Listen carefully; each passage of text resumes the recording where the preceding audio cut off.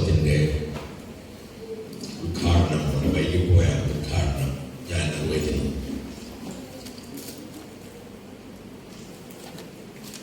നേരത്തെ സൂചിപ്പിക്കപ്പെട്ടതുപോലെ സാഹിത്യോത്സവങ്ങൾ നഗരങ്ങളിലും ഗ്രാമങ്ങളിലും കലാലയങ്ങളിലും സാധാരണങ്ങളായി മാറുന്ന ഒരു കാലത്താണ് ഈ സാഹിത്യോത്സവവും ഇവിടെ നടക്കുന്നത്.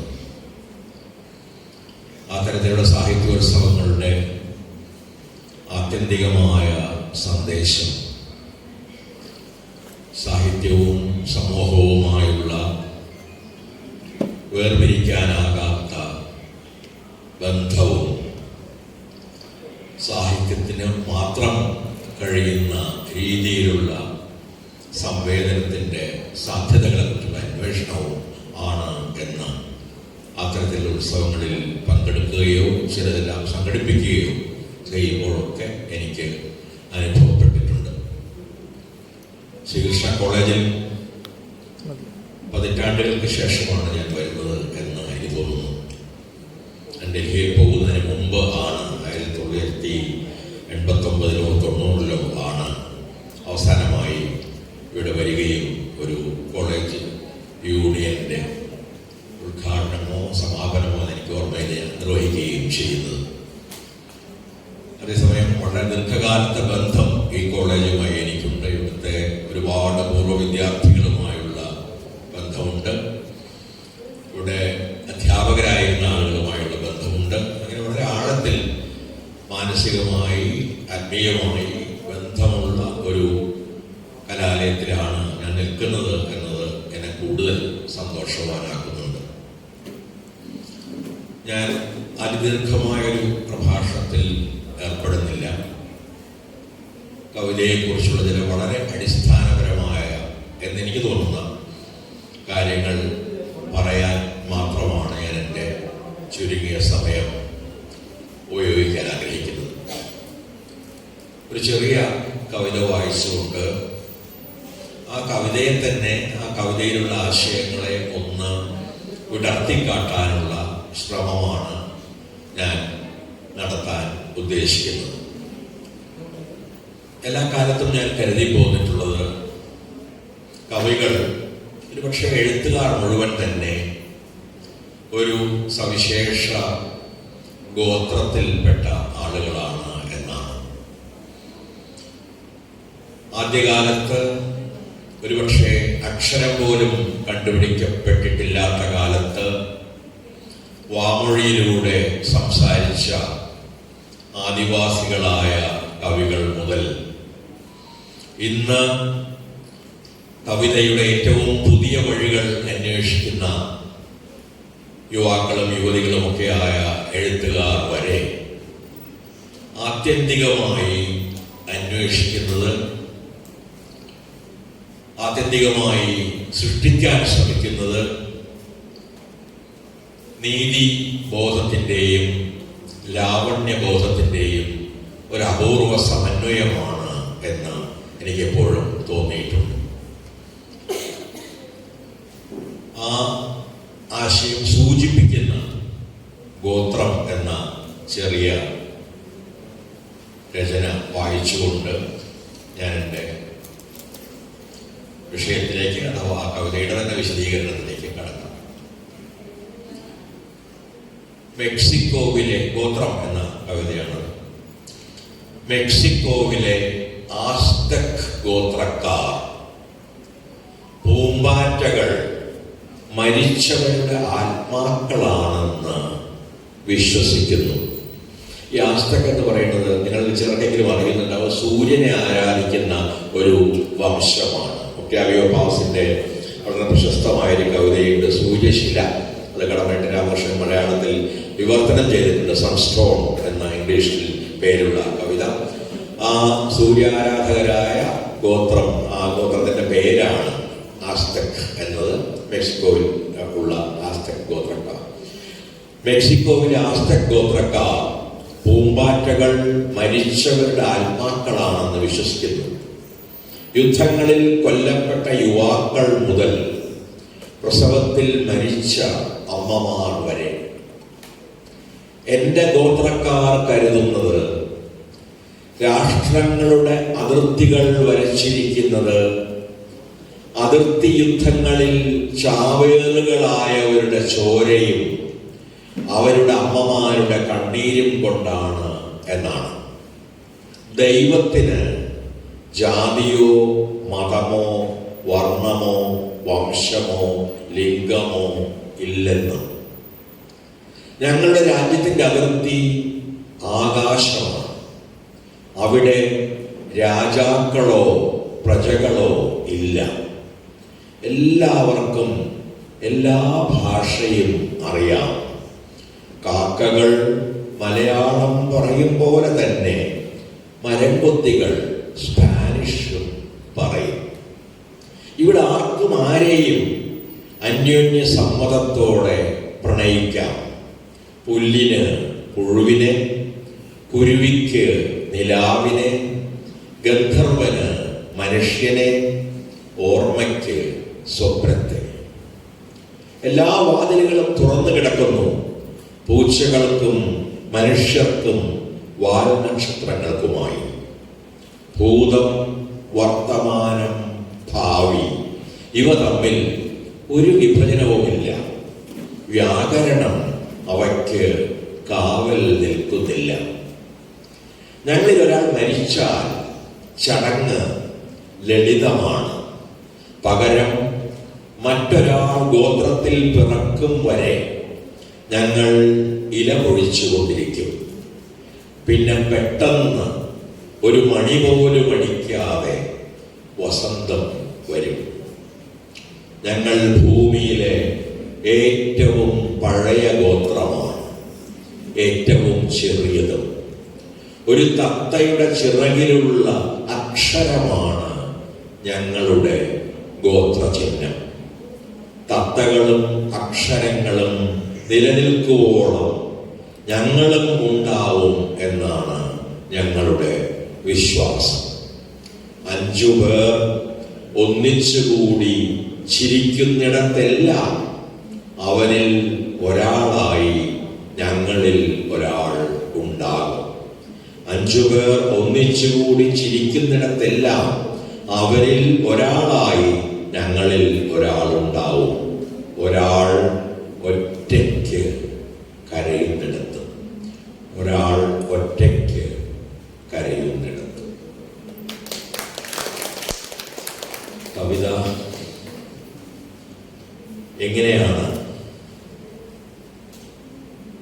ഒരൊറ്റ ആത്യന്തികമായി ഒരൊറ്റ അനുസ്യൂതമായ ആവിഷ്കാരത്തിന്റെ ഭാഗമായിരിക്കുന്നത് എന്ന് ചൂണ്ടിക്കാട്ടാനാണ് ഈ ഗോത്രം എന്ന കവിതയിലൂടെ ഞാൻ ശ്രമിച്ചത്. കവിതയെക്കുറിച്ച് ചിന്തിക്കുമ്പോഴൊക്കെ മനസ്സിൽ വരുന്ന ചില മൗലികമായ കാര്യങ്ങളുണ്ട്. ഒന്നാമത്തേത്, കവിത ഒരു സംഭാഷണമാണ് എന്നതാണ്. അതിനെ ഞാൻ പലപ്പോഴും ഒരു ചതുർമാനമായ സംഭാഷണം എന്ന് വിശേഷിപ്പിച്ചിട്ടുണ്ട്. 4 മാനങ്ങൾ അല്ലെങ്കിൽ 4 ദിശകളുള്ള ഒരു സംഭാഷണം എന്ന്. കാരണം കവിതയിൽ അവനവനുമായുള്ള ഒരു സംഭാഷണം നിശ്ചയമായും ഉണ്ട്. നാം എല്ലാം മനുഷ്യരാകുന്നത് തന്നെ നാം ആരാണ് എന്ന ചോദ്യത്തിന് ഉത്തരം അന്വേഷിക്കുന്നതിലൂടെയാണ്. ഞാൻ ആരാണ്? എൻ്റെ മനസ്സിൻ്റെ അർത്ഥം എന്താണ്? അതിൻ്റെ വ്യാപാരങ്ങളുടെ സ്വഭാവങ്ങളും ദിശകളും ഏതാണ്? എൻ്റെ സംഘർഷങ്ങളുടെ ഉറവിടം ഏതാണ്? ഇങ്ങനെയുള്ള ചോദ്യങ്ങൾ അവനവൻ്റെ തന്നെ രഹസ്യത്തിലേക്ക് ഊളിയിടാൻ ആഗ്രഹിക്കുന്ന ഒരു മനസ്സിൻ്റെ സ്വാഭാവികമായ ചോദ്യങ്ങൾ ചോദിക്കാത്ത മനുഷ്യരില്ല. അതുകൊണ്ട് തന്നെ കവികളും ആദ്യമായി ഏർപ്പെടുന്ന ഒരു സംഭാഷണം അവരവരുമായി തന്നെയുള്ള ഒന്നാണ്. രണ്ടാമത്, കവിത മറ്റുള്ളവരുമായുള്ള ഒരു സംഭാഷണമാണ്. ആ മറ്റുള്ളവരെ നമുക്ക് സമൂഹം എന്ന് വിശേഷിപ്പിക്കാം. കവിതയിൽ, എല്ലാ മഹത്തായ കവിതയിലും സമൂഹവുമായുള്ളൊരു സംഭാഷണമുണ്ട്. അവനവനുമായുള്ള സംഭാഷണം പോലും ആത്യന്തികമായി സമൂഹത്തിൻ്റെതായി മാറുന്നുണ്ട് എന്ന് മറന്നുകൊണ്ടല്ല ഞാൻ ഈ പറയുന്നത്. എല്ലാ കവികളും സമൂഹത്തോട് പ്രത്യക്ഷമായോ പരോക്ഷമായോ ചിലത് പറഞ്ഞുകൊണ്ടിരിക്കുന്നുണ്ട്. എന്താണ് സംഭവിക്കുന്നത്? ചുറ്റും നടക്കുന്നതിൻ്റെ അർത്ഥം എന്താണ്? എങ്ങനെയാണ് ഓരോ ചരിത്രഘട്ടത്തിലും ഹിംസ പുതിയ പുതിയ രൂപങ്ങളിൽ സ്വയം ആവിഷ്കരിക്കുകയും പ്രത്യക്ഷപ്പെടുകയും ചെയ്യുന്നത്? എങ്ങനെയാണ് ആ ഹിംസക്കെതിരായ പ്രതിരോധം സാഹിത്യത്തിൻ്റെയും സാമൂഹ്യ ജീവിതത്തിൻ്റെയും അനിവാര്യമായ ഒരു ഭാഗമായി മാറുന്നത്? ഈ കാര്യങ്ങൾ കവിതയിലൂടെ പറയാത്ത, അല്ലെങ്കിൽ കവിതയിലൂടെ ഈ ചോദ്യങ്ങൾ ചോദിക്കാത്ത പ്രധാനപ്പെട്ട കവികൾ ഇല്ല എന്ന് തന്നെ പറയാം. അങ്ങനെ അവർ നിരന്തരമായി സമൂഹത്തോട്, ഭൂത സമൂഹത്തോടും വർത്തമാന സമൂഹത്തോടും ഭാവി സമൂഹത്തോടും ഒരേ സമയം സംസാരിച്ചു കൊണ്ടേയിരിക്കുന്നു. മൂന്നാമത്, കവിതയിൽ പ്രകൃതിയുമായുള്ള ഒരു സംഭാഷണമുണ്ട്. പ്രകൃതി കവിതയിൽ പല രീതിയിൽ പ്രത്യക്ഷപ്പെടാം. ചിലപ്പോൾ അതിന് പശ്ചാത്തലം മാത്രമാകാം, ചിലപ്പോൾ ഒരു ഉപമയുടെയോ ഉൽപ്രേക്ഷയുടെ രൂപകത്തിൻ്റെയോ ബിംബത്തിൻ്റെയോ രൂപത്തിൽ, അല്ലെങ്കിൽ അതിൻ്റെ പ്രഭവം എന്ന നിലയിൽ പ്രത്യക്ഷപ്പെടാം. ചിലപ്പോഴൊക്കെ കവിതയുടെ കേന്ദ്ര പ്രമേയം എന്ന രീതിയിൽ തന്നെ പ്രത്യക്ഷപ്പെടാം. നാം പലപ്പോഴും കാൽപ്പനിക കവിത എന്ന് പേരിട്ട് വിളിക്കാൻ, ഈ പേരിനെ കുറിച്ചൊക്കെ സംശയമുള്ള ഒരാളാണ് ഞാൻ.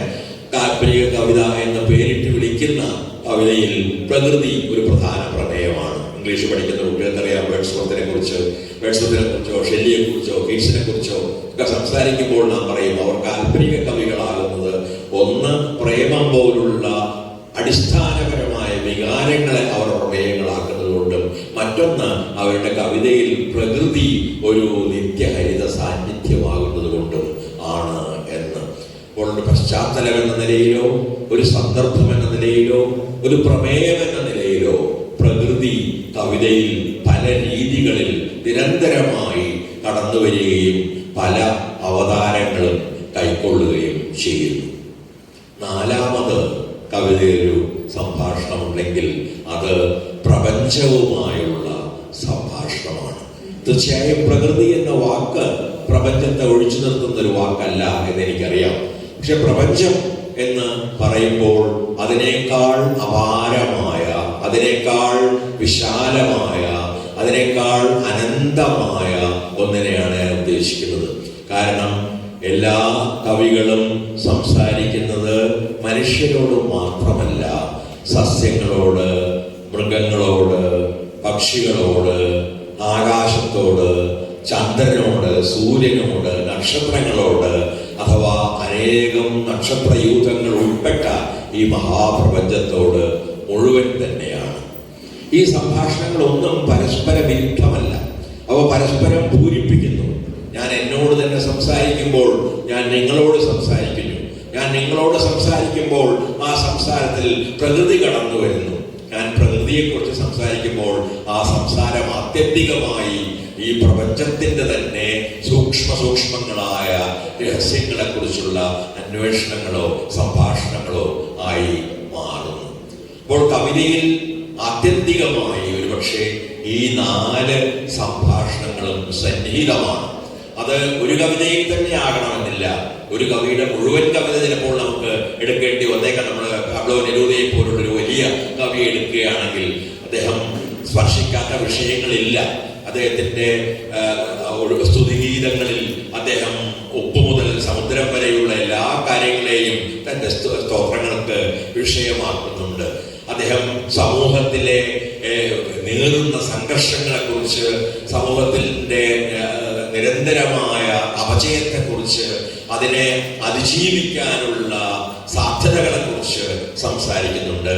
അദ്ദേഹം തന്നെക്കുറിച്ചും തന്റെ കാമുകിമാരെക്കുറിച്ചും തന്റെ അനേകം സ്നേഹങ്ങളെക്കുറിച്ചും സംസാരിക്കുന്നുണ്ട്. അദ്ദേഹം അതേ സമയം തന്നെ ഈ ഞാൻ സൂചിപ്പിച്ചതുപോലെ ഈ മഹാപ്രപഞ്ചത്തിന്റെ നിഗൂഢതകളെ കുറിച്ച് പർവ്വതങ്ങളുടെ ഉയരങ്ങളെയും സമുദ്രങ്ങളുടെ ആഴങ്ങളെയും സമതലങ്ങളുടെ വിശാലമായ പരപ്പുകളെയും കുറിച്ച് സംസാരിക്കുന്നുണ്ട്. ഒരുപക്ഷെ എല്ലാ കവികളും ഈ കർത്തവ്യങ്ങളെല്ലാം തന്നെ നിറവേറ്റുന്നുണ്ട് എന്ന് എനിക്ക് തോന്നുന്നു.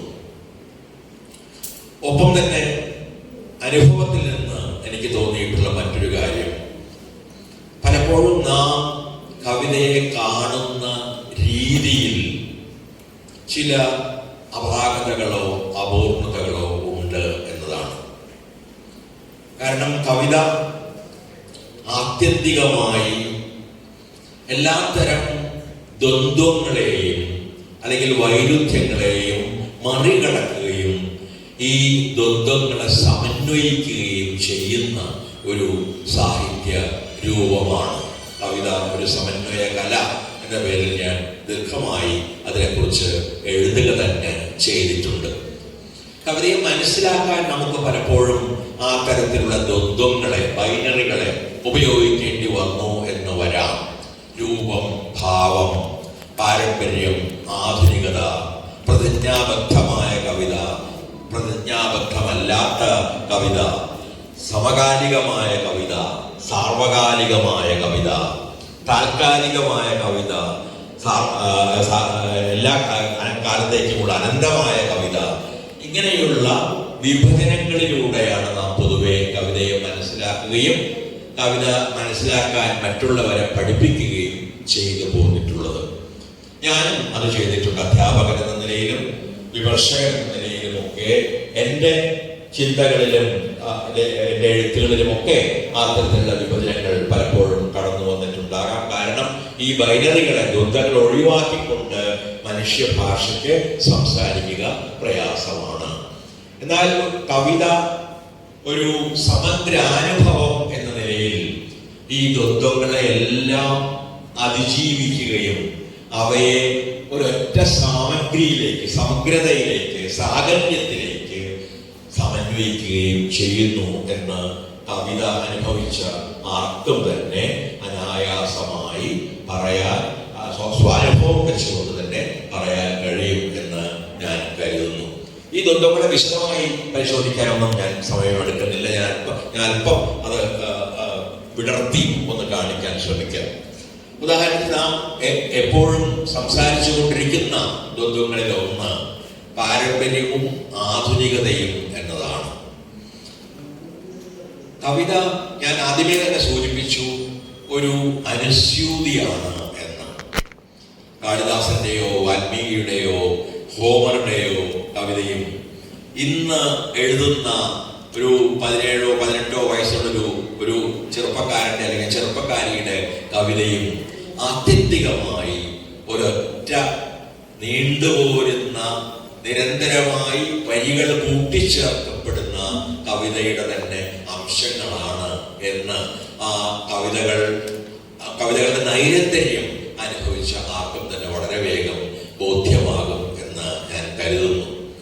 പാരമ്പര്യത്തെയും നവീനതയെയും ഒക്കെ കുറിച്ച് പറയുമ്പോൾ ഞാൻ എപ്പോഴും ആവർത്തിച്ച് പറയാറുള്ള ഒരു കഥ, A.K. രാമാനുജൻ എന്ന മഹാപണ്ഡിതൻ, കവിയും പണ്ഡിതനുമായ ആൾ 300 രാമായണങ്ങൾ മുതലായ വിവാദ വിഷയങ്ങളായ ലേഖനങ്ങൾ എഴുതിയിട്ടുള്ള A.K. രാമാനുജൻ പറയാറുള്ള ഒരു കന്നഡ നാടോടി കഥയാണ്. അത് ഇത്രയേ ഉള്ളൂ. കഥ എന്ന് പറഞ്ഞുകൂടെ ഒരു സന്ദർഭം. ഒരു വിറക് വെട്ടുകാരൻ അവകാശപ്പെടുന്നു തന്റെ കോടാലി തന്റെ അച്ഛനും മുത്തച്ഛനും മുതുമുത്തച്ഛനും അങ്ങനെ അനേകം തലമുറകളായി തന്റെ കുടുംബത്തിലുള്ളവർ മുഴുവൻ ഉപയോഗിച്ചു പോന്ന അതേ കോടാലിയാണ് എന്ന്. ആ പ്രസ്താവം അവിശ്വസനീയമായി തോന്നിയ ആർക്കുവേണ്ടി അയാൾ വിറക് വെട്ടാൻ വന്നിരുന്നോ ആ മനുഷ്യൻ ചോദിക്കുന്നു, അപ്പോൾ ഈ കോടാലിയുടെ പിടി ഒരിക്കലും മാറിയിട്ടില്ലേ? അത് മരം കൊണ്ടല്ലേ? അത് തേഞ്ഞു പോവില്ലേ? ഒടിഞ്ഞു പോവില്ലേ? അപ്പോൾ വിറക് വെട്ടുകാരൻ സമ്മതിക്കുന്നു, തീർച്ചയായും പിടി അനേകം തവണ മാറിയിട്ടുണ്ട്. കുറച്ച് വർഷങ്ങൾ കഴിയുമ്പോഴൊക്കെ അതിന്റെ പിടി മാറാറുണ്ട്. അപ്പോൾ അതിന്റെ അലകോ, അല്ലെങ്കിൽ അതിന്റെ ബ്ലേഡ്, അതിന്റെ വെട്ടുന്ന ഭാഗം, നമുക്കറിയാം അലകും പിടിയും എന്നുള്ള മലയാളത്തിൽ സാധാരണ ശൈലിയാണ്. അതിന്റെ അലകോ അത് ഇരുമ്പ് കൊണ്ടല്ലേ? അത് തേഞ്ഞു പോകും, അത് ക്രമേണ അത് വെട്ടാൻ പറ്റാത്ത രീതിയിലായി പോകും. അപ്പോൾ അലക് മാറിയിട്ടില്ലേ? ഓ, അലകോ അത് 100 തവണ മാറിയിട്ടുണ്ട്. അലക് മാറി നിർത്താതെ പറഞ്ഞുകൊണ്ടിരിക്കുന്നത് ഈ കോടാലി അതേ കോടാലിയാണ്, നൂറ്റാണ്ടുകൾക്ക് മുമ്പ് തന്റെ കുടുംബത്തിലെ കാരണവന്മാർ ഉപയോഗിച്ചിരുന്ന അതേ കോടാലിയാണ് എന്നാണ്. രാമാനുജൻ ഈ കഥ പറയുന്നത് ഒരു നർമ്മ സന്ദർഭം തന്റെ സംവാദത്തിൽ സൃഷ്ടിക്കുന്നതിന് വേണ്ടി മാത്രമല്ല. കാരണം അദ്ദേഹം പറയാൻ ശ്രമിക്കുന്നത് പാരമ്പര്യത്തെയും നവീകരണത്തെയും കുറിച്ചുള്ള ഒരു ആത്യന്തികമായ സത്യമാണ്. കാരണം ഓരോ തലമുറയും കരുതുന്നത് തങ്ങൾ കവിതയെ അപ്പാടെ മാറ്റുകയാണ് എന്നാണ്. എന്നാൽ കാലങ്ങൾ ചെല്ലുമ്പോൾ തിരിഞ്ഞു നോക്കുമ്പോൾ നാം ഈ കവിതകളിലെല്ലാം തന്നെ കാണുന്നത് മനുഷ്യാവസ്ഥയെയും പ്രകൃതിയെയും പ്രപഞ്ചത്തെയും കുറിച്ചുള്ള പല രീതികളിലും പല ശൈലികളിലും പല വാക്സംയോഗങ്ങളിലും കൂടിയുള്ള സംഭാഷണങ്ങളോ ആവിഷ്കാരങ്ങളോ ആണ്. അപ്പോൾ നാം ഓരോ കാലത്തും കവിതയെ പല പല പേരിട്ട് വിളിക്കുന്നുവെങ്കിലും എല്ലാ കാലത്തും കവിതയുടെ കാതലായി നിൽക്കുന്ന എന്തോ ഒന്ന് അത് കവിതയാണ് എന്ന് തിരിച്ചറിയാൻ നമ്മെ സഹായിക്കുന്നുണ്ട്. അത് നാം വായിക്കുന്നത്, ഞാൻ നേരത്തെ സൂചിപ്പിച്ചതുപോലെ വാൽമീകിയുടെ രാമായണമായാലും ശരി, അല്ലെങ്കിൽ ഏതെങ്കിലും ഒരു ആധുനിക അയ്യപ്പപ്പണിക്കരുടെ കുരുക്ഷേത്രമാകട്ടെ, അല്ലെങ്കിൽ സുഗതകുമാരിയുടെ കവിതയാകട്ടെ, മറ്റ് ഏതെങ്കിലും കവിയുടെ അല്ലെങ്കിൽ ജീവിച്ചിരിക്കുന്ന ഏതെങ്കിലും കവിയുടെ കവിതയാകട്ടെ, ഒന്നാകട്ടെ, ഏത് കവിതയായാലും നാം പെട്ടെന്ന് തന്നെ ഒരു കവിത കേൾക്കുമ്പോൾ തിരിച്ചറിയുന്നുണ്ട് ഇതൊരു കവിതയാണ്. അതിന് വൃത്തം ഉണ്ടെങ്കിലും വൃത്തമില്ലെങ്കിലും അതിൻ്റെ വാക്ക് സംയോജന സമ്പ്രദായങ്ങൾ വളരെ വ്യത്യസ്തമാണെങ്കിലും അതിൻ്റെ രൂപകങ്ങളും ബിംബങ്ങളും അതിൻ്റെ വാങ്മയം മുഴുവൻ തന്നെ വളരെ വ്യത്യസ്തമാണെങ്കിലും നാം വളരെ പെട്ടെന്ന് തിരിച്ചറിയുന്നു ഇത് കവിതയാണ് എന്ന്. അഥവാ നമ്മുടെ നേതി സമ്പ്രദായത്തിൽ പറയുകയാണെങ്കിൽ ഇത് കഥയല്ല എന്ന്, ഇത് നാടകമല്ല എന്ന്, ഇത് നോവലല്ല എന്ന് നാം പെട്ടെന്ന് തന്നെ തിരിച്ചറിയുന്നു. ഇത് കവിതയാണെന്ന് തിരിച്ചറിയിക്കുന്ന എന്തോ ഒന്ന് ആ കവിതയെ കവിതയാക്കി മാറ്റുന്നു.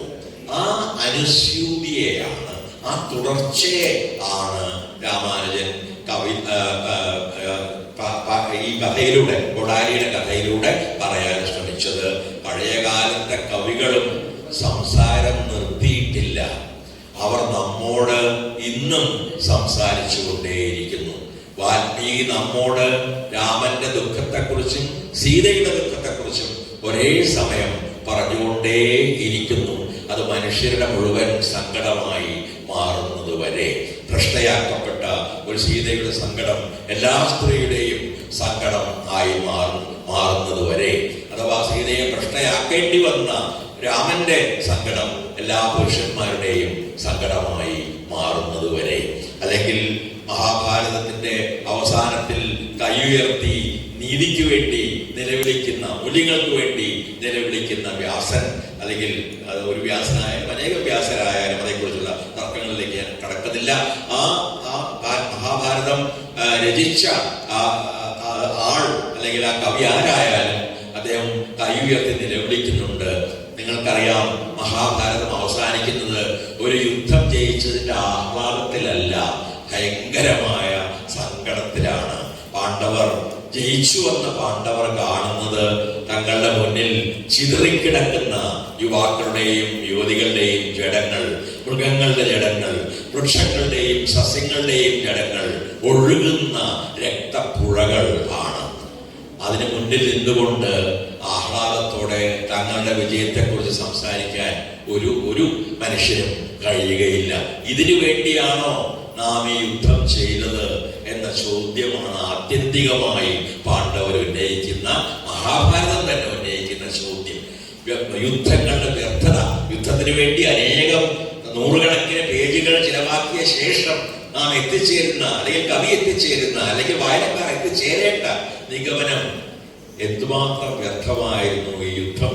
അനേക തരത്തിലുള്ള അസ്ത്രങ്ങളും അനേക തരത്തിലുള്ള മന്ത്രങ്ങളും കുതിരകളും ആനകളും എല്ലാം ഉപയോഗിച്ചുള്ള ഈ മഹായുദ്ധം എന്തിനു വേണ്ടിയായിരുന്നു എന്ന ആ ചോദ്യത്തിലാണ്, യുദ്ധങ്ങളുടെ വ്യർത്ഥതയെ അഥവാ ഹിംസയുടെ വ്യർത്ഥതയെ കുറിച്ചുള്ള ഒരു ചോദ്യത്തിലാണ് ആ മഹാഭാരതം പോലുള്ള ഒരു മഹാകാവ്യം അവസാനിക്കുന്നത്.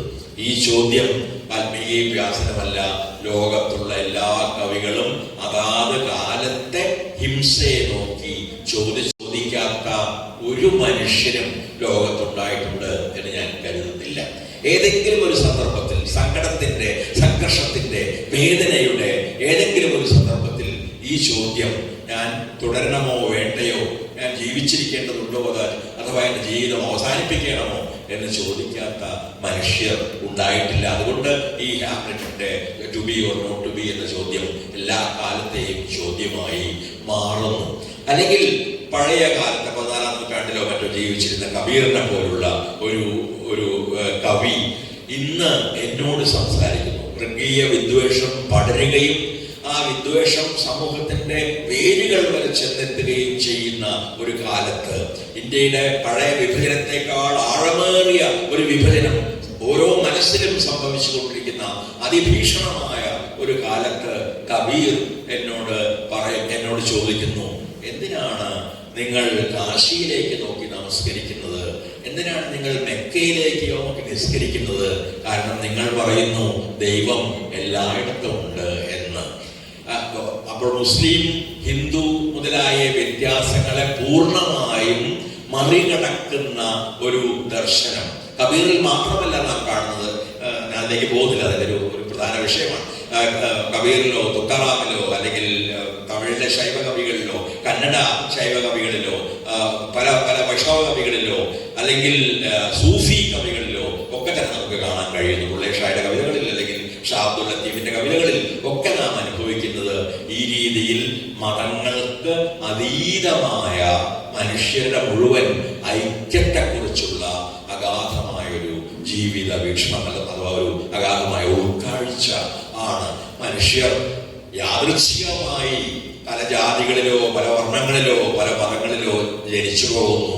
ദയവ് ചെയ്ത് ഈ യാദൃച്ഛികതകളെ എല്ലാ കാലത്തേക്കുമുള്ള ഒരു മഹാസത്യമായി ഉയർത്തുകയോ അതിനെ വിദ്വേഷത്തിന്റെ കാരണമായി മാറ്റുകയോ ചെയ്യല്ലേ എന്ന നിരന്തരമായ അഭ്യർത്ഥനയാണ് ഈ ആയിരക്കണക്കിനുള്ള ഭക്തി കവികളും സൂഫി കവികളും എല്ലാം വളരെ കാലം ഇന്ത്യയിൽ ഏതാണ്ട് 4-ാം നൂറ്റാണ്ട് മുതൽ 19-ാം നൂറ്റാണ്ട് വരെയുള്ള കാലത്ത് ഇന്ത്യയിൽ നടത്തിക്കൊണ്ടിരുന്നത്. ആത്യന്തികമായി മനുഷ്യരുടെ ഏകതയെക്കുറിച്ച്, മനുഷ്യരുടെ ഒരുമയെക്കുറിച്ച്, മനുഷ്യരായിരിക്കാനുള്ള വിധിയെക്കുറിച്ച് ഉത്കണ്ഠപ്പെടുകയും അവരുടെ ഒരുമയുടെ ആവശ്യം ഊന്നി പറയുകയും ചെയ്ത ആളുകളായിരുന്നു അവരെല്ലാം. അവര് പലപ്പോഴും ക്ഷേത്രങ്ങളെ ചോദ്യം ചെയ്തു, ആചാരങ്ങളെ ചോദ്യം ചെയ്തു, പലപ്പോഴും മതത്തിന്റെ പേരിൽ നിർമ്മിക്കപ്പെടുന്ന ബിംബങ്ങളെയും അവ സൃഷ്ടിക്കുന്ന വിദ്വേഷത്തെയും ചോദ്യം ചെയ്തു. അങ്ങനെ മതങ്ങൾക്കപ്പുറം പോകുന്ന മറ്റൊരു മനുഷ്യത്വത്തിന്റെ മൂല്യം അവർ നിരന്തരം നമ്മോട് പറഞ്ഞുകൊണ്ടേയിരുന്നു. അതുകൊണ്ടാണ് ഞാൻ പറയാൻ ശ്രമിച്ചത്. ഞാൻ ചില ഉദാഹരണങ്ങൾ എടുത്തു എന്ന് മാത്രമേ ഉള്ളൂ. നിങ്ങൾക്കറിയാം, ഞാൻ ഈ ഭക്തി സൂഫി കവികളെ കുറിച്ചൊരു പരമ്പര എന്ന് തന്നെ വിളിക്കാവുന്ന കവിതകൾ എഴുതിയിട്ടുണ്ടെന്നും ഇവരുടെ പരിഭാഷകൾ 5 പുസ്തകങ്ങളായിട്ട് ചെയ്തിട്ടുണ്ടെന്നുമെല്ലാം. അപ്പോൾ ഞാൻ ഇതിൽ പറയാൻ ശ്രമിച്ചത്, ഞാൻ ആദ്യം പറഞ്ഞ ഒരൊറ്റ കാര്യമാണ്, ഈ പാരമ്പര്യം, സമകാലീനത എന്നെല്ലാം നാം പറയും. നമുക്ക് ആ കാറ്റഗറികൾ, ആ ഗണങ്ങൾ ആവശ്യമായി വന്നേക്കാം. പക്ഷേ ആത്യന്തികമായി ഈ പഴയ കവികളൊക്കെ തന്നെ അവർ അർത്ഥപൂർണമായി സംസാരിച്ചവരായിരുന്നെങ്കിൽ നമ്മോട് ഇപ്പോഴും സംസാരിച്ചു കൊണ്ടിരിക്കുന്നു. കാരണം നാം എപ്പോഴും പറയാറുള്ള സാധാരണമായ ചൊല്ലാണ് അത്, മാ നിഷാദ എന്ന അരുത് കാട്ടാള എന്ന നിലവിളിയിൽ നിന്നാണ് അല്ലെങ്കിൽ താക്കീതിൽ നിന്നാണ് ഇന്ത്യയിൽ കവിതയുണ്ടായത് എന്ന്. ഇന്ത്യയിൽ മാത്രമല്ല, ലോകത്തെമ്പാടും കവിതയുണ്ടായതും കവിത ഉണ്ടായിക്കൊണ്ടിരിക്കുന്നതും കവിത ഒരുപക്ഷെ ഇനി ഉണ്ടാകാൻ പോകുന്നതും ആ നിലവിളിയിൽ നിന്നോ ആ താക്കീതിൽ നിന്നോ ആണ്. അരുത് കാട്ടാള എന്ന് പറയുകയാണ് ഓരോ കവിയും തന്റെ കവിതയിലൂടെ ആത്യന്തികമായി ചെയ്യുന്നത്. ഈ കാട്ടാളന്റെ വേഷം മാറി വരുന്നു. അന്ന് പാവപ്പെട്ട 2 ഇണക്കിളികളിൽ ഒരു കിളിയെ അമ്പയിൽ വീഴ്ത്താൻ ശ്രമിച്ച ഒരു കാട്ടാളനായിരിക്കാം ഇന്ന് ഒരുപക്ഷെ ഒരു രാജ്യത്തെ മുഴുവൻ തന്നെ വിഭജിക്കാൻ ശ്രമിക്കുന്ന ഒരു കാട്ടാളനായിരിക്കാം കവിയുടെ മുമ്പിലുള്ളത്. പക്ഷെ അപ്പോഴും കവി പറയുന്നത് അരുത് കാട്ടാള എന്ന് തന്നെയാണ്. അരുത് നിരക്ഷരനായ മനുഷ്യനെ കുറിച്ച്, മനുഷ്യത്വത്തെ കുറിച്ച് നിരക്ഷരനായ അർത്ഥത്തിലാണ് മാത്രമാണ് ഞാൻ പറഞ്ഞത്. മനുഷ്യത്വത്തെ കുറിച്ച് നിരക്ഷരനായ മനുഷ്യനായി പിറന്നുപോയ കാട്ടാള ഇത് ഇത് ചെയ്യരുത്. ഞങ്ങൾ ഒന്നിച്ച് സമാധാനത്തോടെ, സ്നേഹത്തോടെ, ഒരുമയോടെ ഇവിടെ കഴിഞ്ഞിരുന്നവരാണ്. ഞങ്ങൾ ഒരേ നാട്ടിൽ പിറന്നവരാണ് എന്ന് വിശ്വസിച്ചിരുന്നവരാണ്. ഞങ്ങൾ ഒരേ നാട്ടിൽ ഒരേ ദേശീയത പങ്കിട്ട് ഒരേ പലതരത്തിലുള്ള ഭക്ഷണങ്ങൾ കഴിച്ചും പലതരത്തിലുള്ള വസ്ത്രങ്ങൾ ഉടുത്തും ഒക്കെ ജീവിച്ചു പോന്നിട്ടും ഒന്നിച്ച് ജീവിക്കാൻ ശ്രമിച്ചിരുന്നവരാണ്. അതുകൊണ്ട് ഞങ്ങളെ ദയവ് ചെയ്ത് വിഭജിക്കാൻ ശ്രമിക്കാതിരിക്കുക. ഞങ്ങളെ ഒരൊറ്റ രാഷ്ട്രമായി നിലനിൽക്കാൻ, ഒരൊറ്റ മാനുഷികത്തിന്റെ ഭാഗമായി നിലനിൽക്കാൻ ഞങ്ങളെ അനുവദിക്കുക എന്ന് പറയുകയാണ്. എല്ലാ മനുഷ്യരെയും പോലെ ആ മനുഷ്യന്റെ മുഴുവൻ പ്രാതിനിധ്യം ഒരു തരത്തിൽ അവകാശപ്പെടാവുന്ന ഓരോ കവിയും ചെയ്യുന്നത്. അരുത് കാട്ടാള എന്ന വിളി നാം ഓരോ കവിതയിലും കാത് ചേർത്ത് വെച്ചാൽ അതിൽ നിന്ന് ഉയരുന്നത് നമുക്ക് കേൾക്കാൻ കഴിയും എന്ന് എനിക്ക് തോന്നുന്നു. അപ്പോൾ ഈ പാരമ്പര്യവും ഞാൻ പല വൈരുദ്ധ്യങ്ങളെയും ഞാനിപ്പോൾ സൂചിപ്പിച്ചു കഴിഞ്ഞു. ഒരർത്ഥത്തിൽ പാരമ്പര്യവും ആധുനികതയും തമ്മിൽ ഞാൻ സൂചിപ്പിച്ചതുപോലെ രൂപങ്ങൾ മാറി വരുന്നു. ഓരോ കാലത്തും കവികൾ ആ കാലത്തിന് അനുയോജ്യമായ രൂപങ്ങൾ കണ്ടെത്തുന്നു, ഭാഷകൾ കണ്ടെത്തുന്നു. അത് ഒരു ഭാഷ തന്നെ ആവണമെന്നില്ല. മലയാളത്തിൽ എഴുതപ്പെട്ട എല്ലാ കവിതകളും ഒരൊറ്റ മലയാളത്തിലല്ല എഴുതപ്പെട്ടിട്ടുള്ളത് എന്ന് നമുക്കറിയാം. ഇന്ന് മുക്കുവ ഭാഷയിലും ആദിവാസി ഭാഷകളിലും ഒക്കെ എഴുതുന്ന കവികൾ മലയാളത്തിൽ തന്നെ വളർന്നു വരുന്ന ഒരു കാലമാണിത്. ഭാഷയ്ക്കുള്ളിലെ ഭാഷകൾ പുറത്തേക്ക് വന്നുകൊണ്ടിരിക്കുകയും അത് മാനക മലയാളത്തെ നിലനിർത്തുമ്പോൾ തന്നെ മറ്റു മലയാളങ്ങളും ഉണ്ട് എന്ന് നമ്മോട് നിരന്തരം പറയുകയും ചെയ്തുകൊണ്ടിരിക്കുന്നു. ആ രീതിയിൽ ഉള്ള ഭാഷയുടെ മാറ്റമുണ്ട്. ഒപ്പം തന്നെ കാവ്യഭാഷയെക്കുറിച്ചുള്ള സ്ഥിരം സങ്കല്പങ്ങളുടെ വലിയ മാറ്റങ്ങളും സംഭവിച്ചുകൊണ്ടിരിക്കുന്നത് ഇങ്ങനെ. അപ്പോൾ അതിന് ഓരോന്നിനെയും നാം പേരിടാൻ ആരംഭിച്ചാൽ ആ പേരുകൾക്ക് ഒരുപക്ഷെ അവസാനം ഉണ്ടാവുകയില്ല എന്ന് ഞാൻ ഭയപ്പെടുന്നു. നാം 60കളിലൊക്കെ പുതിയ കവിത അയ്യപ്പപ്പണിക്കലോ കക്കാടോ അല്ലെങ്കിൽ അയ്യപ്പത്തോ ആറ്റൂർ വീർമയോ കവിത എഴുതാൻ തുടങ്ങിയ കാലത്ത് നാം അതിനെ ആധുനികത എന്ന് വിളിച്ചു. അല്ലെങ്കിൽ പടിഞ്ഞാറൻ ഏരിയയിലെ പോലുള്ള ആളുകൾ കവിത എഴുതാൻ ആരംഭിച്ചപ്പോൾ അതിനെ ആധുനികത എന്ന് വിളിച്ചു. അത് കഴിഞ്ഞ് മറ്റൊരു രീതിയിൽ കവിത മാറി വന്നപ്പോൾ അതിന് ചിലപ്പോൾ അത്യന്താധുനികത എന്ന് വിളിച്ചു. അതിനുശേഷം ഇപ്പോഴുള്ള ആധുനികതയ്ക്ക് നാം എന്താണ് വിളിക്കുക? അത്യന്താധുനികത എന്നാണ് നമ്മൾ വിളിക്കാൻ പോകുന്നതെങ്കിൽ എവിടെയാണ് അത് ചെന്ന് അവസാനിക്കുക? ആസന്നമരണനായ ആരെയോ കുറിച്ചാണ് ഈ അധ്യാപകൻ സംസാരിക്കുന്നത് എന്ന് വിദ്യാർത്ഥികൾക്ക് തോന്നുന്നിടത്തായിരിക്കും നാം ചെന്നെത്തുക. അത്യന്താധുനികത എന്ന ഒരു അസാധ്യമായ പ്രയോഗത്തിലേക്കാണ് ചെന്നെത്തുക. അതുകൊണ്ട് താൽക്കാലികമായി ഈ തരത്തിലുള്ള പ്രസ്ഥാന ഭേദങ്ങൾക്കോ പ്രസ്ഥാന നാമങ്ങൾക്കോ അക്കാദമിക് സംവാദങ്ങളിൽ സ്ഥാനമുണ്ടായി എന്ന് വരാം. പക്ഷെ ആത്യന്തികമായി ഇല്ല.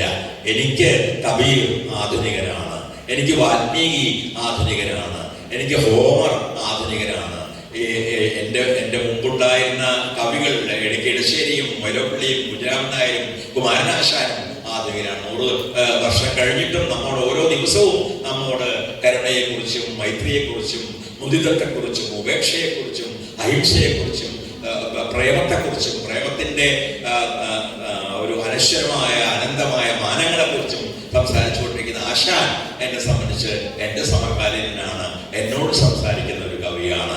ഇതാണ് കവിതയുടെ ഏറ്റവും വലിയ സവിശേഷത. അത് എല്ലാ കാലത്തും പ്രത്യക്ഷത്തിൽ മാറുന്നു. അതേസമയത്ത് എല്ലാ കാലത്തും ആത്യന്തികമായി അതിന്റെ ആത്മാവിൽ ഒന്നു തന്നെ ആയിരിക്കുകയും അത് അരുത് കാട്ടാള എന്ന് അതാത് കാലത്തിന്റെ ഭാഷയിൽ അതാത് കാലത്തെ കാട്ടാളത്തെ നേരിട്ടുകൊണ്ട് പറഞ്ഞുകൊണ്ട് ഇരിക്കുകയും ചെയ്യുന്നു.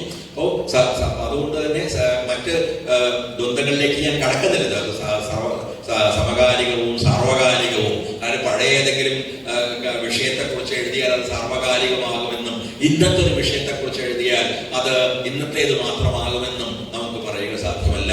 അത് മാറിക്കൊണ്ടേയിരിക്കുന്നു. നാം ഇന്നത്തെ കുറിച്ച് എഴുതിയാലും നാം എന്നത്തെയെ കുറിച്ചാണ് എഴുതുന്നത്. കൊല്ലപ്പെട്ട അഭിമന്യു എന്നൊരു വിദ്യാർത്ഥിയെ കുറിച്ച് ഞാനൊരു കവിത എഴുതുമ്പോൾ അത് എൻ്റെ മനസ്സിലേക്ക് കൊണ്ടുവരുന്നത് ഒരു പഴയ അഭിമന്യുവിനെ കൂടിയാണ്. പഴയ അഭിമന്യുവിനെ മാത്രമല്ല, ആ തരത്തിൽ കൊല്ലപ്പെട്ട അനേകം നിഷ്കളങ്കരായ അല്ലെങ്കിൽ ആശയാവിഷ്ഠരായ ഒരുപാട് യുവത്വങ്ങളെ മുഴുവൻ തന്നെയാണ്. അത് ഒരാളെ കുറിച്ച് ഉള്ള കവിതയായിരിക്കെ തന്നെ അത് അനേകരെ കുറിച്ചുള്ള കവിതയാണ്. അത് ഹിംസയുടെ ശൂന്യതയെക്കുറിച്ചുള്ള അർത്ഥശൂന്യതയെക്കുറിച്ചുള്ള ഒരു കവിതയായി മാറുന്നു.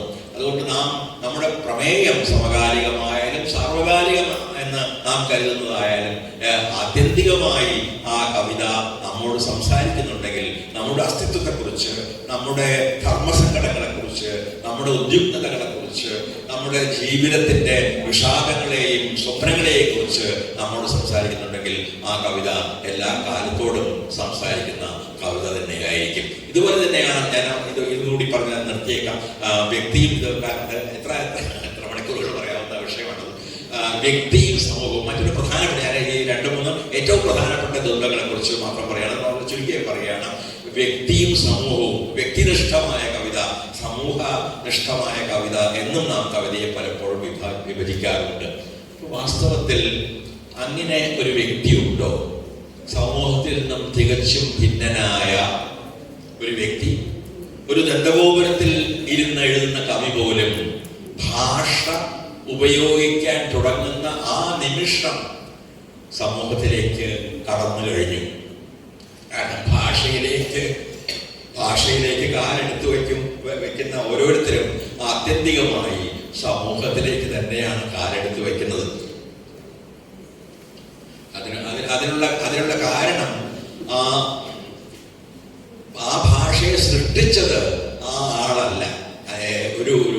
ഒരു കവി എഴുതുന്ന ഭാഷ ആ കവി സൃഷ്ടിച്ചതല്ല. ആ കവി അതിൽ ഭേദങ്ങൾ സൃഷ്ടിച്ചിരിക്കാം, വ്യത്യാസങ്ങൾ സൃഷ്ടിച്ചിരിക്കാം. പക്ഷെ ആത്യന്തികമായി ഈ ഭാഷ ഉപയോഗിച്ചുകൊണ്ട് അനേക തലമുറകളായി ഉപയോഗിച്ചുകൊണ്ടിരുന്ന ഒരു ഭാഷയാണ്. എൻ്റെ രചനകൾ, എഴുത്തച്ഛൻ്റെ രചനകളിൽ നിന്ന് വ്യത്യസ്തമായിരിക്കാം. പക്ഷേ എഴുത്തച്ഛൻ ഉപയോഗിച്ചിരുന്ന വാക്കുകൾ, സംസ്കൃത വാക്കുകളായാലും മലയാള വാക്കുകളായാലും ആ വാക്കുകളൊക്കെ തന്നെയാണ് മിക്കവാറും ഈ തലമുറയിലെ കവികളും ഉപയോഗിക്കുന്നത്. ചിലപ്പോഴൊക്കെ വാമൊഴികളിലെ ചില പുതിയ ശബ്ദങ്ങൾ കൂടി അവർ കൂട്ടിച്ചേർക്കുന്നുണ്ടാകാം എന്നേയുള്ളൂ. അതുകൊണ്ട് ഭാഷ ഒരാളുടെ സൃഷ്ടിയല്ല, ഒരു സമൂഹത്തിന്റെ മുഴുവൻ സൃഷ്ടിയാണ്. ഞാൻ പറഞ്ഞതുപോലെ ഒരു നദിയിലേക്ക് കാലെടുത്ത് വെക്കുമ്പോൾ ആ ഒഴുകിപ്പോയ നദിയിലെ വെള്ളത്തിലേക്ക് മുഴുവനാണ് നിങ്ങൾ കാലെടുത്ത് വെക്കുന്നത് എന്നതുപോലെ തന്നെ ഭാഷയിൽ പേന മുക്കുമ്പോൾ ആ സമൂഹത്തിൽ തന്നെയാണ് നിങ്ങൾ നിങ്ങളുടെ പേന മുക്കുന്നത്. കാരണം ആ ഭാഷയിൽ അനേകം തലമുറകളുടെ മുദ്രകളുണ്ട്, അവരനുഭവിച്ച വേദനകളുണ്ട്, അവർ കണ്ട സ്വപ്നങ്ങളുണ്ട്, അവർ കടന്നുപോയ വലിയ ആനന്ദങ്ങളുണ്ട്. അതുകൊണ്ട് ആ ഭാഷയെ ഉപയോഗിക്കുന്ന നിമിഷത്തിൽ ആ ഭാഷയുടെ ഓർമ്മയെ, ആ ഭാഷയുടെ സ്വപ്നത്തെ, ആ ഭാഷയുടെ സൗന്ദര്യത്തെ, ആ ഭാഷയുടെ പഞ്ചേന്ദ്രിയ അനുഭൂതികളെ മുഴുവനുമാണ് നിങ്ങൾ സമീപിക്കുകയും ഉണർത്തുകയും ചെയ്യാൻ ശ്രമിക്കുന്നത്. കാരണം പ്രത്യേകിച്ചും കവികൾക്കതറിയാം, ഓരോ വാക്കിനും അതിൻ്റെ ഓർമ്മയുണ്ട്. അത് പല സന്ദർഭങ്ങളിൽ ഉപയോഗിക്കപ്പെട്ട, തലമുറകളായി പല സന്ദർഭങ്ങളിൽ ആ വാക്ക് ഉപയോഗിക്കപ്പെട്ടതിൻ്റെ ഓർമ്മ മുഴുവൻ ഓരോ വാക്കിലും കട്ടിപിടിച്ച് കിടക്കുന്നുണ്ട്. ആ വാക്കിലൂടെ മനുഷ്യർ കണ്ട സ്വപ്നങ്ങൾ മുഴുവൻ ആ വാക്കിന്റെ ഉള്ളിലുണ്ട്. ആ വാക്കിന്റെ രുചി, ആ വാക്കിന്റെ നിറം, ആ വാക്കിന്റെ ഗന്ധം, ആ വാക്കിന്റെ ശബ്ദം, ഇവയെല്ലാം ഒരു കവി ഒരു വാക്കിനെ ഒരു സൂക്ഷ്മ ലോകമായി തിരിച്ചറിയുന്ന ആളാണ്. ഓരോ വാക്കിലും ഒരു ലോകമുണ്ട്, ഓർമ്മയുടെ ലോകം, സ്വപ്നത്തിന്റെ ലോകം, പഞ്ചേന്ദ്രിയങ്ങളുടെ അനുഭൂതികളുടെ ലോകം. ആ രീതിയിലാണ് വാക്കുകൾ, കവിയെ സംബന്ധിച്ചിടത്തോളം വാക്കുകൾ ഉപയോഗിക്കപ്പെടുന്നത്. അതുകൊണ്ട് ആ തരത്തിൽ വാക്കുകൾ ഉപയോഗിക്കാൻ ആരംഭിക്കുന്ന നിമിഷത്തിൽ നിങ്ങളുടെ കേവലമായ വ്യത്യസ്തമെന്ന് നിങ്ങൾ വിചാരിച്ചുകൊണ്ടിരുന്ന വ്യക്തിത്വത്തിൽ നിന്ന് പുറത്തു കടക്കുകയും ആ സമൂഹത്തിന്റെ ഭാഗമായി മാറുകയും ചെയ്യുന്നു. നിങ്ങളുടെ മാത്രമെന്ന് വിചാരിക്കുന്ന ഒരു സ്വകാര്യ പ്രണയത്തെ കുറിച്ച് നിങ്ങൾ കവിത എഴുതുമ്പോൾ പോലും അത് ലോകത്തെ എല്ലാ പ്രണയികളെയും ആഹ്ലാദിപ്പിക്കുകയോ ചിന്തിപ്പിക്കുകയോ നിങ്ങളുമായി താതാത്മ്യം പ്രാപിക്കാൻ പ്രേരിപ്പിക്കുകയോ ചെയ്തുകൊണ്ടേയിരിക്കുന്നു. ഈ രീതിയിൽ ഭാഷ സമൂഹത്തിന്റെ ഉൽപ്പന്നമാണ് എന്നതുകൊണ്ട് തന്നെ കവിതയ്ക്കും ഒരു സാമൂഹ്യോൽപ്പന്നമാകാതെ വഴിയില്ല.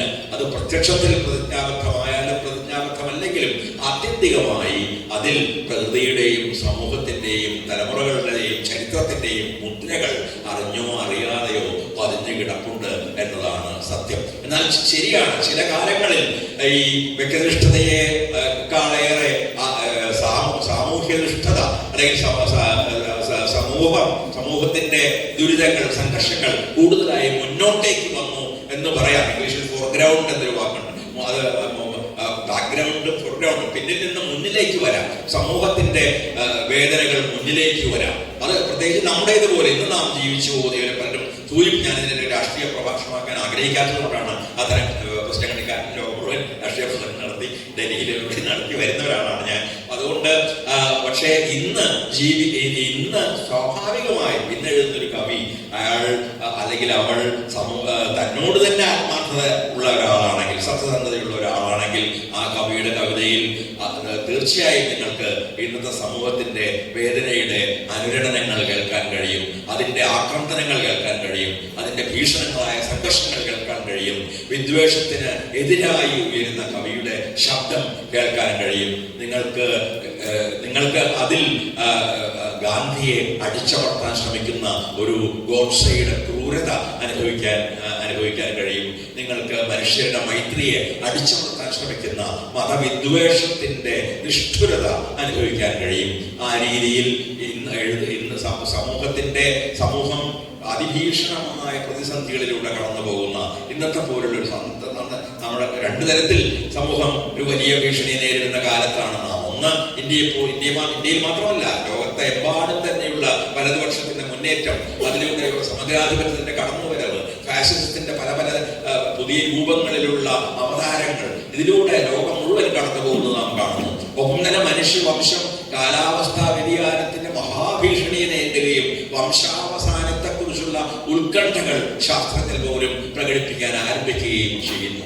ഇങ്ങനെ രണ്ട് തരത്തിലുള്ള മനുഷ്യവംശത്തിന്റെ ഭീഷണിയെയും ദേശത്തിന്റെ ഭീഷണിയെയും നേരിടാനുള്ള ഒരു ഉപാധി കൂടിയായി കവിത ഇന്ന് മാറിപ്പോവുക എന്നത് വളരെ സ്വാഭാവികമാണ്. കാരണം കവി നേരത്തെ സൂചിപ്പിച്ചതുപോലെ ഹിംസയുടെ എല്ലാ രൂപങ്ങൾക്കും, കൊലപാതകത്തിനും ആത്മഹത്യക്കും എതിരെ സംസാരിക്കുന്ന, അതിനിടയിലൂടെ പോകുന്ന ആളായിട്ടാണ് ബാലേന്ദ്രൻ കവിയെ പറയുന്നത്. ശരിയാണ്, കവിതയിൽ ആത്മഹത്യക്കും കൊലപാതകത്തിനും ഇടയിലൂടെയാണ് നാം പോകുന്നത്. പക്ഷേ ആത്യന്തികമായി കൊലപാതകത്തിനും ആത്മഹത്യക്കും എതിരെയുള്ള ഒരു നിൽപ്പ് കൂടി കവിക്ക് ഉണ്ട്. ഇന്ന് മനുഷ്യവംശം ഒരു ഭാഗത്ത് ആത്മഹത്യയുടെ വക്കിലാണ്, സ്വയം തന്നെ വരുത്തിയ മുതലാളിത്തത്തിന്റെ അത്യാർത്തി ഉണ്ടാക്കിയ ഈ പ്രകൃതിയുടെ നഷ്ടത്തിന്റെ മുമ്പിൽ, കാലാവസ്ഥാ വ്യതിയാനത്തിന്റെ മുമ്പിൽ മിക്കവാറും നിസ്സഹായനായി പോയ ഒരു മനുഷ്യൻ നമ്മുടെ മുമ്പിലുണ്ട്. അതോടൊപ്പം തന്നെ ഒരു കൊലപാതകിയായ മനുഷ്യൻ, വിദ്വേഷത്തിന് പലതരത്തിലുള്ള ദേശീയതയുടെ പേരിലുള്ള വിദ്വേഷം, മതത്തിന്റെ പേരിലുള്ള വിദ്വേഷം, ജാതിയുടെ പേരിലും വർണ്ണത്തിന്റെ പേരിലുള്ള വിദ്വേഷം, ഇത്തരത്തിലുള്ള അല്ലെങ്കിൽ ലിംഗത്തിന്റെ പേരിലുള്ള വിവേചനം, ഇങ്ങനെ പല രീതികളിലുള്ള ഹിംസയുടെ രൂപങ്ങളിലൂടെ കടന്നു പോവുകയും കൊലപാതകത്തിന്റെ വക്കിൽ എത്തി നിൽക്കുകയും ചെയ്യുന്ന ഈ മനുഷ്യരോട് അരുത് എന്ന് പറയേണ്ട ധർമ്മം കവിക്ക് വളരെ സ്വാഭാവികമെന്ന പോലെ വന്നു ചേരുന്നു. കാരണം കവി ശീലിച്ചിട്ടുള്ളത് അതാണ്. അരുത് എന്ന് ഹിംസയോട് പറയാനാണ്, കരുണ കാണിക്കുക എന്ന് പറയാനാണ്, മൈത്രിയിൽ ഏർപ്പെടുക എന്ന് പറയാനാണ്, സ്നേഹിക്കുക എന്ന് പറയാനാണ്. അതുകൊണ്ട് തന്നെ ഇന്നത്തെ കവി ഒരുപക്ഷെ മുൻപെന്നത്തെക്കാളും കവിയേക്കാൾ ഏറെ ഈ ലോകത്തിന്റെ നിലനിൽപ്പിനെ കുറിച്ച്, മനുഷ്യവംശത്തിന്റെ അതിജീവനത്തെ കുറിച്ച്, ഒപ്പം തന്നെ ഓരോ ദേശത്തിലും നിലനിൽക്കേണ്ട ആത്യന്തികമായ മാനവികവും ജനാധിപത്യപരവുമായ മൂല്യങ്ങളെ കുറിച്ച് ഉത്കണ്ഠപ്പെടുന്ന കവിയായി മാറുന്നു. അതുകൊണ്ടാണ് ഞാൻ പറഞ്ഞത്, ചില കാലങ്ങളിൽ ഈ സമൂഹനിഷ്ഠത ഒരുപക്ഷെ വ്യക്തിനിഷ്ഠതയേക്കാൾ ഏറെ പ്രത്യക്ഷമാകുന്നു. അത് സമൂഹം മുന്നോട്ട് വരുന്നു, സമൂഹത്തിലെ സമസ്യകൾ കൂടുതലായി കവിതയിൽ പ്രതിഫലിക്കാൻ ആരംഭിക്കുന്നു എന്ന് ഞാൻ കൂടുതൽ സമയമെടുത്ത് അതിക്രമിച്ചു. ഞാൻ ഇവിടെ വെച്ച് ഞാൻ ഇത് നിർത്താം. ഇത് എത്ര വേണമെങ്കിലും തുടരാവുന്ന ഒരു ഭാഷമാണ്. ഞാൻ പറയാൻ ശ്രമിച്ച കാര്യങ്ങൾ വളരെ സംക്ഷേപിച്ച് പറയുകയാണെങ്കിൽ, ഒന്ന്, കവിത അവനവനോടും മറ്റുള്ളവരോടും പ്രകൃതിയോടും പ്രപഞ്ചത്തോടുമുള്ള ഒരു സംഭാഷണമാണ്. രണ്ട്, കവിതയിൽ പ്രസ്ഥാന ഭേദങ്ങൾ കാലാകാലങ്ങളിൽ വരുമ്പോഴും ആത്യന്തികമായി അത് കവിതയാണ് എന്ന് തിരിച്ചറിയിക്കുന്ന എന്തോ ഒരു ഘടകം നിലനിൽക്കുകയും അത് കവിതയാണെന്നും മറ്റെല്ലാ സാഹിത്യ രൂപങ്ങളിൽ നിന്നും വ്യത്യസ്തമാണെന്നും അത് തിരിച്ചറിയാൻ ആ അംശം നമ്മെ സഹായിക്കുകയും ചെയ്യുന്നു. മൂന്ന്, കവിതയെ നാം സമീപിക്കേണ്ടത് ഈ ദ്വന്ദ്ങ്ങളിലൂടെയല്ല, കവിതയുടെ രൂപവും ഭാവവും പാരമ്പര്യവും ആധുനികതയും അല്ലെങ്കിൽ വ്യക്തിയും സമൂഹവും മുതലായ ദ്വന്ദ്ങ്ങളിലൂടെയല്ല, നേരെ മറിച്ച് ഇവയെല്ലാം തന്നെ സമന്വയിക്കുന്ന ഒരു സവിശേഷമായ സിദ്ധി കവിതയ്ക്കുണ്ട്. അത് വ്യക്തിയുടേതായിരിക്കുമ്പോൾ തന്നെ സമൂഹത്തിൻ്റെതായിരിക്കുന്നു. അത് സൗന്ദര്യത്തെക്കുറിച്ച് സൗന്ദര്യം സൃഷ്ടിക്കുമ്പോൾ തന്നെ നീതിബോധം സൃഷ്ടിക്കുന്നു. വേലുപ്പിള്ളിയുടെ കവിത, എടശ്ശേരിയുടെ കവിത അത് അതിമനോഹരമായിരിക്കും തന്നെ. അത് നിരന്തരമായി നമ്മുടെ നീതിയെക്കുറിച്ച് പറയുന്നു, അനീതിക്കെതിരെ സംസാരിക്കുന്നു. അതുകൊണ്ട് കവിതയിലെ ഇത്തരം വിഭജനങ്ങൾക്ക് അപ്പുറത്ത് ഒരുപക്ഷെ കവിതയ്ക്ക് ഒരു അനുസ്യൂതിയുണ്ട്, ഒരു തുടർച്ചയുണ്ട്. ആ തുടർച്ചയാണ് ആദ്യം കവിത വിതച്ച ആൾ മുതൽ ഇന്ന് കവിതയുടെ വിളയെടുക്കുന്ന ആൾ വരെ ചെയ്യുന്നത്. ആത്യന്തികമായി കവിതയുടെ ഈ സന്ദേശത്തിൽ ഊന്നുകയും അതിൻ്റെ മാനവികതയിൽ, അതിൻ്റെ മനുഷ്യരാശിയോട് മുഴുവനുമുള്ള സന്ദേശത്തിൽ, അതിൻ്റെ ദുഃഖനിർഭരമായ നിലവിളിയിൽ മുഴുകുകയുമാണ്. അങ്ങനെ കവിതയെ ഇന്നത്തെ കവിത എല്ലാ കാലത്തെയും ആവുകയും എല്ലാ കാലത്തെയും കവിത ഇന്നത്തേതായി മാറുകയും ചെയ്യുന്ന സന്ദർഭങ്ങൾ നിരന്തരമായി കവിതയുടെ ചരിത്രത്തിൽ നാം കണ്ടുമുട്ടുന്നു. ആ അനുസ്യൂതിയിൽ കണ്ണുനടുകയും ഒപ്പം തന്നെ മാറ്റങ്ങളെ കാണാനുള്ള സവിശേഷമായ സൂക്ഷ്മശ്രദ്ധ പുലർത്തുകയും ചെയ്യുക എന്നതാണ് കവികളുടെയും കാവ്യാസ്വാദകരുടെയും ആത്യന്തികമായ ധർമ്മങ്ങളിൽ ഒന്ന്. ഇത് ഞാൻ പറയാനുള്ള കാര്യങ്ങളുടെ വളരെ ചെറിയൊരു ആമുഖമാണ്. ഈ ശ്രദ്ധയോടെ ഇത് കേട്ടിരുന്നതിന് നിങ്ങൾ